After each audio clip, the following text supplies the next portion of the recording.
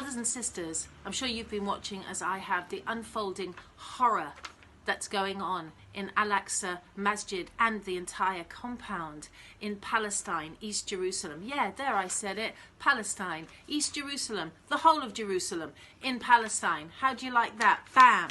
Listen, how would the world react if any other religion were being gunned down in cold blood? Over 500 injuries so far in their holiest days of their holiest months. Some of them whilst in prayer. We have the footage going live. Not on some of the mainstream media, of course, who call it clashes, as if a child at 4 a.m. who's in prayer is clashing with a man who's being armed by the United Kingdom and the United States with some of the heaviest artillery available in the world. That's not a clash. That's an attempted massacre. That is a persecution and an oppression, and we, the Muslims of the world, and all people of consciousness and conscience, we must oppose this. Palestinian brothers and sisters, we are with you. We stand with you. We will not forget. We will not take the pressure off this, and we will not be silenced by the social media taking down our website, taking down some of the good material out there. And I call upon you, brothers and sisters, for action. You know, when you go on holiday to the UAE and you send your glammy pics and, oh, here I am, it's so lovely. Just know this. That normalization process that's happening between Israel and the UAE is directly involved in what's happening in your Al-Aqsa Mosque right now. And here's something else to consider.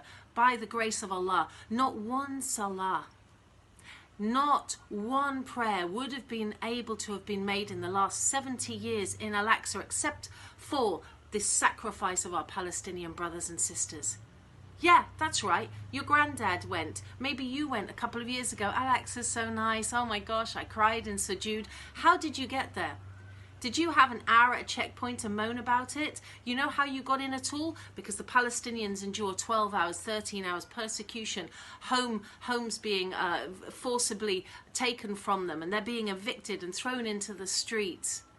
Stun grenades thrown at them as they pray, so you and I, by the grace of Allah, can get to Al-Aqsa. They're on a fard kafaya, brothers and sisters. No more UAE is great. Forget it. There's evidence now in news reports that the UAE are sending people to persuade Palestinians in Jerusalem to sell their homes, and then they're passing them on to Israeli settlers. And you tell me about your holiday shots in UAE. I'm not interested. I don't want to see them. Astaghfirullah Azim. BDS, boycott, divestment, sanctions. It works. And Biden, please, don't tell us about your concern. We really don't care. And as for the United Nations, again, you know, a kind of shrug, or what can you do? Facts on the ground. Shame on you. We'll do this ourselves, inshallah. Palestine will be free.